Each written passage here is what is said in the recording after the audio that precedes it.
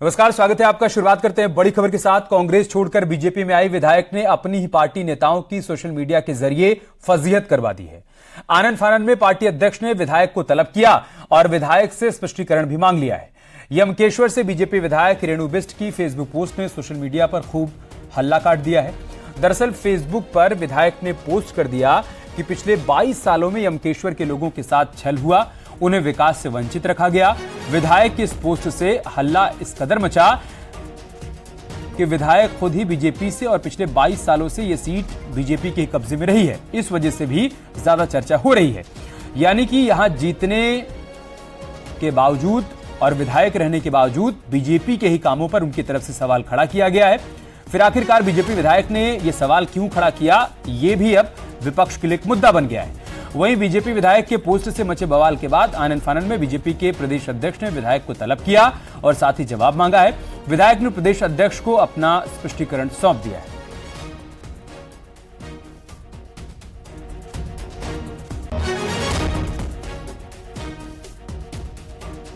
कुछ दिनों से सोशल मीडिया में एक विषय चल रहा था, मैंने कहा था कि मैं माननीय विधायक से वार्ता करूंगा। जब वो कल मुझसे मिली तो स्पष्ट तौर मैं कह सकता हूं कि उनकी मंशा उस विषय का उस रूप में नहीं थी। उन्होंने बताया कि नया उन्होंने कोई उनके साथ कोई कार्यकर्ता रहा होगा, उसने पोस्ट डाली, तो जैसे उनकी पोस्ट संज्ञान में पोस्ट वो हटा दी थी। और क्योंकि उन्होंने इस बात को स्वीकार किया है कि यमकेश्वर में जितना विकास हुआ है वो भारतीय जनता पार्टी शासन में ही हुआ है। पिछले 6 वर्षों से तो भारतीय जनता पार्टी की सरकार यहाँ पर है और वो अभी साल, सवा साल, 1.5 साल उनको विधायक बने हुए हुआ। उससे पहले वहां विधायक जो वर्तमान विधानसभा अध्यक्ष है बीजेपी की श्रीमती रितु खंडूरी जी, वो वहां विधायक थी।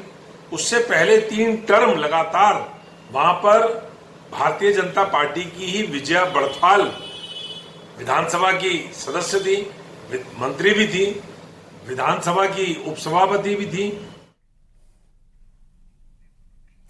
तो कांग्रेस पार्टी की तरफ से निशाना साधा जा रहा है, लेकिन बीजेपी के प्रदेश अध्यक्ष भी कह रहे हैं कि उनका वो मतलब नहीं था जो मतलब निकाला जा रहा है। ऐसे में विधायक की बातों का मतलब क्या था, ये जानने के लिए हम खुद भी उनसे संपर्क की कोशिश कर रहे हैं। हमने उनको फोन किया, लेकिन फिलहाल उनका फोन उठा नहीं। आगे बढ़ते हैं। बागेश्वर उपचुनाव धीरे धीरे अब रंग पकड़ रहा है और इस चुनाव में जीत दर्ज करने के लिए जहां बीजेपी ने पूरा जोर लगा दिया है, तो वहीं कांग्रेस भी कोई कोर कसर नहीं छोड़ना चाहती।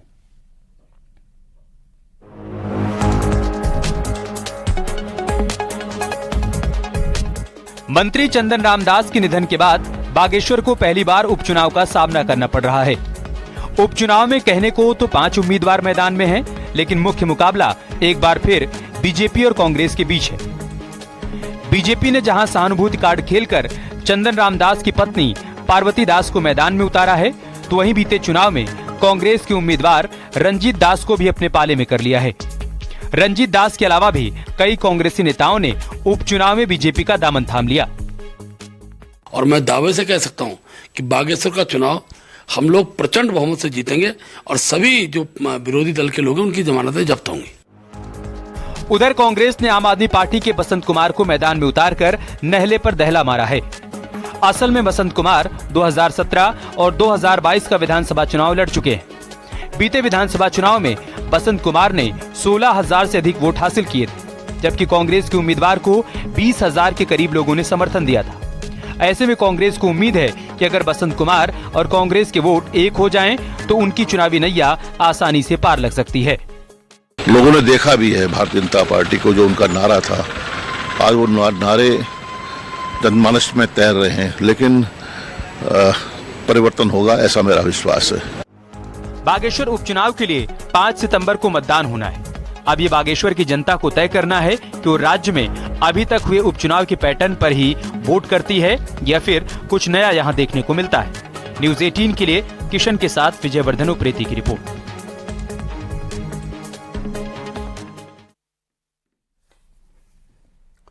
और बागेश्वर से हमारी सहयोगी सुष्मिता थापा इस वक्त हमारे साथ फोन लाइन पर जुड़ चुकी हैं। सुष्मिता, दोनों ही पार्टियों के अपने अपने दावे हैं जीत को लेकर, लेकिन जनता के बीच क्या क्या मुद्दे हैं और जनता का मूड क्या आप समझ पा रही हैं? हाँ जी, बात करें बागेश्वर की तो बागेश्वर में जब से चुनाव को लेकर नोटिफिकेशन जारी हुआ है, उसके बाद ही जो माहौल है वो हर दिन सियासत जो है कि हर दिन गरमरा रहा है, जिसके बाद लगातार जो पार्टियां हैं एक दूसरे पर हावी हो रही हैं। वहीं बीजेपी और कांग्रेस दोनों ही पार्टियां लगातार प्रचार प्रसार में जुटी हुई है। जहां जो बीजेपी है वो सिंपैथी फैक्टर को लेकर चुनाव लड़ रही है, वहीं कांग्रेस है वो स्थानीय मुद्दे जैसे खनन है, स्वास्थ्य, शिक्षा, सड़क की जो समस्याएं यहाँ पे लोगों की हैं उनको लेकर मैदान पे उतरी हुई है। और लगातार यहाँ पे कई उसके साथ ही जो सदस्यता की भी जो चीजें हैं वो भी रोज कोई ना कोई इसमें जो कांग्रेस के कार्यकर्ता हैं वो भी लगातार बीजेपी की ओर आ रहे हैं, जिससे कहीं ना कहीं कांग्रेस और बीजेपी आपस में लगातार चुनाव को लेकर टक्कर खाते हुए हैं। बहुत बहुत शुक्रिया आपका हमारे साथ जुड़ने के लिए और जानकारी हम तक पहुंचाने के लिए।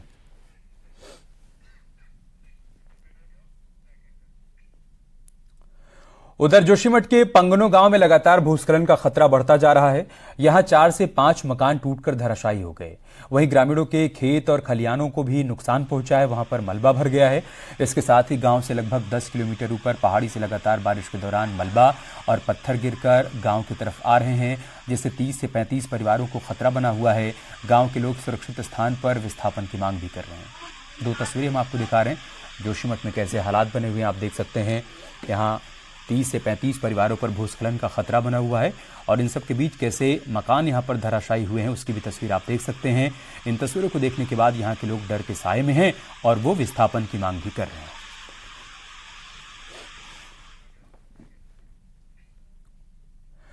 उत्तरकाशी में इस बार बारिश से गंगोत्री और यमुनोत्री हाईवे पर नए लैंडस्लाइड जोन एक्टिव हो गए हैं।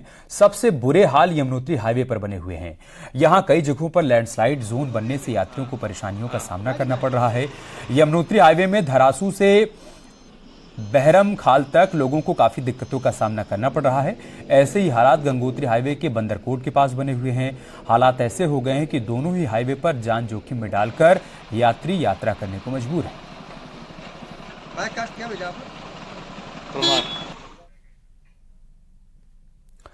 रुद्रप्रयाग में इस बरसात ने केदारनाथ ऑल वेदर सड़क को जगह जगह डेंजर जोन में तब्दील कर दिया है।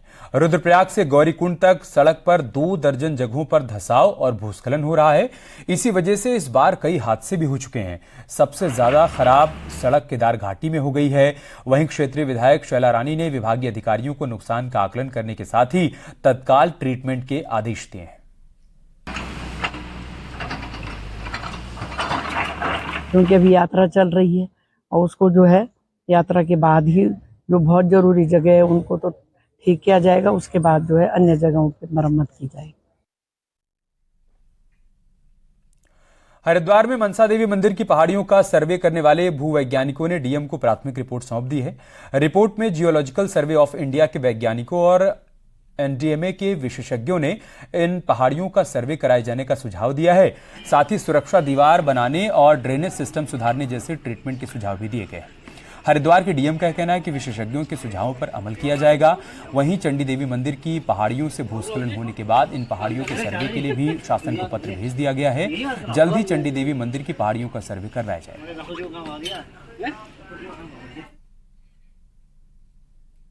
सर्वे किया जा चुका है और इसमें उन्होंने जो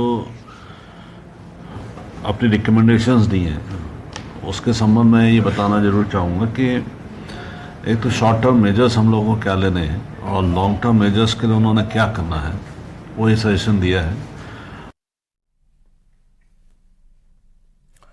टेरी में चंबा टनल के ऊपर मकानों को बारिश में खतरा बना हुआ है, जिसको लेकर डीएम ने अधिकारियों को निरीक्षण के निर्देश दिए हैं और सुरक्षा की दृष्टि से परिवारों को शिफ्ट करने के लिए भी कहा है।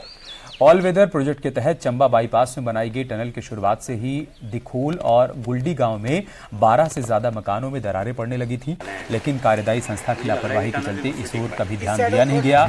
लेकिन अब डीएम ने इसके निरीक्षण की बात कही है और प्रभावित परिवारों को सुरक्षित स्थानों पर शिफ्ट करने के निर्देश भी दे दिए हैं। देखिए, टनल में जो प्रभावित घर थे पहले भी प्रकरण रहा है, ये पुराना है। इसमें हमारे संबंधित अधिकारियों के द्वारा निरीक्षण किया गया है। मैं भी उसको 1-2 दिन में जाके देखूंगा और जो भी परिवार हैं वहाँ उनको कैसे पहले सुरक्षित किया जा सकता है उस बारे में कार्रवाई की जाएगी। पिथौरागढ़ में अवैध खनन के खिलाफ प्रशासन ने कड़ा एक्शन लिया है। यहां पर खनन विभाग ने एक पोकलैन मशीन और 9 डंपर सीज कर दिए हैं। खनन माफिया रात के अंधेरे में रामगंगा में रेत का अवैध खनन कर रहे थे, जिस पर प्रशासन ने बड़ी कार्रवाई की। ये तस्वीरें जो आप देख पा रहे हैं रात की तस्वीरें हैं। रात के अंधेरे में खनन को अंजाम दिया जा रहा था, लेकिन फिलहाल प्रशासन ने एक पोकलाइन मशीन समेत 9 डंपर यहां पर सीज कर दिए।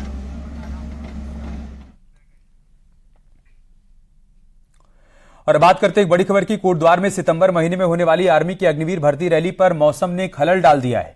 सेना की ओर से कोटद्वार में सितंबर महीने में होने वाली अग्निवीर भर्ती रैली को फिलहाल स्थगित कर अब 26 नवंबर से आयोजित करने का फैसला लिया गया है। सेना भर्ती कार्यालय लैंसडाउन ने इसके लिए नोटिफिकेशन भी जारी कर दिया है। दरअसल भारी बारिश की वजह से प्रदेश की ज्यादातर सड़कें खराब हो चुकी हैं।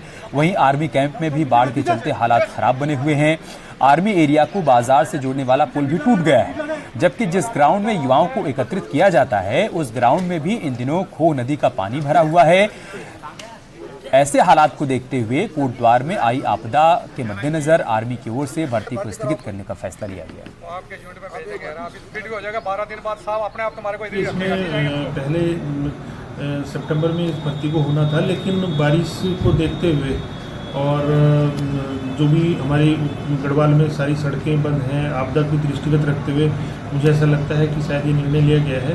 तो अब ये अग्निवीर की जो रैली है, भर्ती रैली, ये 26 नवंबर से स्टार्ट होकर के 1 दिसंबर तक होगी। देहरादून विधानसभा में 5 सितंबर से विधानसभा का मानसून सत्र होना है, जिसकी तैयारियों में विधानसभा सचिवालय जुटा हुआ है। वहीं मानसून सत्र हंगामेदार रहने के पूरे आसार भी हैं। मानसून सत्र में 600 से अधिक प्रश्न रखे जाएंगे और विपक्ष सरकार को घेरने की पूरी प्लानिंग भी करके बैठा है।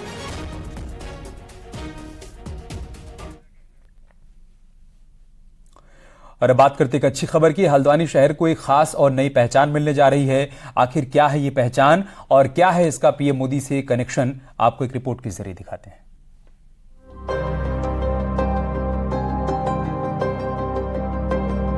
हल्द्वानी में आजादी से पुरानी इस तहसील की बिल्डिंग की जगह अब नई बिल्डिंग बनने जा रही है, लेकिन ये बिल्डिंग अपने आप में खास होगी क्योंकि इसका नाम पीएम नरेंद्र मोदी के नाम पर नमो बिल्डिंग रखा जाएगा। इसका फैसला नगर निगम की बोर्ड बैठक में हुआ है। एडमिनिस्ट्रेटिव बिल्डिंग कॉम्प्लेक्स बन रहा है, उसका नामकरण बोर्ड ने सर्वसम्मति से ध्वनिमत से नमो बिल्डिंग, नमो भवन, नरेंद्र मोदी भवन के नाम पर उसको सहमति प्रदान की है। ये एक ऐसी अट्टालिका है जो हमारे हल्द्वानी में बनेगी। यानी हल्द्वानी में अब एक बिल्डिंग पीएम मोदी के नाम से होगी। हल्द्वानी के लोग भी नगर निगम के इस फैसले का स्वागत कर रहे हैं। माननीय नरेंद्र मोदी जी जो इस समय पूरे वर्ल्ड में फेमस हैं, तो उनके द्वारा 2200 करोड़ रुपए भी दिया गया है यहाँ, और उनके द्वारा इतने विकास कार्य वगैरह चल रहे हैं, तो उनके नाम पे हमारा भी फर्ज बनता है कि नगर निगम का भी फर्ज बनता है। दरअसल पीएम मोदी ने साल 2022 में अपने हल्द्वानी दौरे में शहर के लिए 2200 करोड़ का तोहफा दिया था और इसी से शहर की तस्वीर भी बदल रही है। ऐसे में उनके नाम से एक महत्वपूर्ण बिल्डिंग का होना शहर को एक खास पहचान देगा। हल्द्वानी से न्यूज़ 18 के लिए शैलेंद्र नेगी की रिपोर्ट। उत्तराखंड के पहाड़ी जिलों में लगातार चल रही डॉक्टर्स की कमी को दूर करने की कोशिश की जा रही है। सरकार ने प्रदेश के साथ ही अन्य राज्यों से भी स्पेशलिस्ट डॉक्टर्स को प्रदेश में जॉब ऑफर की है और इसके लिए 2.5 लाख से 4 लाख रुपए तक की सैलरी पैकेज भी रखा गया है, जिसमें हर विभाग के डॉक्टर्स हैं जो कि प्रदेश के दूरस्थ इलाकों के अस्पतालों में जाकर काम करेंगे, जिसके लिए पहले फेज में हेल्थ विभाग ने 22 डॉक्टर अभी अलग अलग जिलों में तैनात कर दिए हैं। साथ ही अब सेकेंड फेज में विभाग ने 44 डॉक्टर्स के इंटरव्यू कर लिए हैं, जिनको जल्द ही प्रदेश के पहाड़ी जिलों में तैनात किया जाएगा। पहाड़ में जो स्पेशलिस्ट डॉक्टर्स की कमी को दूर करने के लिए हम इंटरव्यू के माध्यम से हम लोग 4 लाख रुपए तक स्पेशलिस्ट डॉक्टर्स की तैनाती हम लोग कर रहे हैं और ये एडवर्टाइजमेंट के माध्यम से हम लोग इंफॉर्मेशन स्प्रेड करते हैं कि ऐसा ऐसा हम लोग इच्छुक हैं पहाड़ में स्पेशलिस्ट डॉक्टर्स की नियुक्ति हेतु, और उसके बाद फिर बीसी की अध्यक्षता में इंटरव्यू पैनल है। यार रुकें एक छोटे से ब्रेक के लिए, जल्द लौटेंगे कुछ और खबरों के साथ।